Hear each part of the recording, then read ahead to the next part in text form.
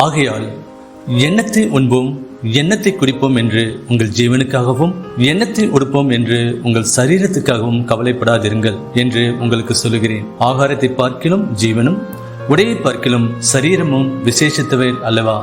ஆகாயத்து பட்சிகளை கவனித்து பாருங்கள். அவைகள் விதைக்கிறதும் இல்லை, அறுக்கிறதும் இல்லை, களஞ்சியங்களில் சேர்த்து வைக்கிறதும் இல்லை. அவைகளையும் உங்கள் பரமபிதா விலை போட்டுகிறார். அவைகளை பார்க்கிலும் நீங்கள் விசேஷித்தவர்கள் அல்லவா? கவலைப்படுகிறதினாலே உங்களில் எவன் தன் சரீர அளவோடு ஒரு முலத்தை கூட்டுவான்? உடைக்காகவும் நீங்கள் கவலைப்படுகிறது என்ன?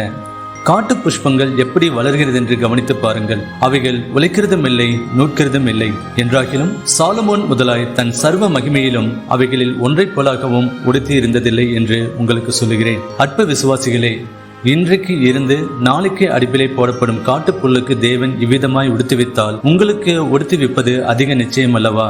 ஆகையால் எண்ணத்தை உண்போம், எண்ணத்தை குடிப்போம், எண்ணத்தை உடுப்போம் என்று கவலைப்படாதிருங்கள்.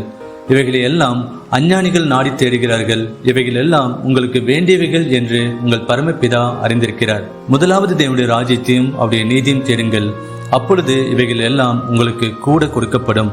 ஆகையால் நாளைக்காக கவலைப்படாதிருங்கள். நாளைய தினம் தன்னிடவைகளுக்காக கவலைப்படும். அந்தந்த நாளுக்கு அதனதின் பாடு போதும்.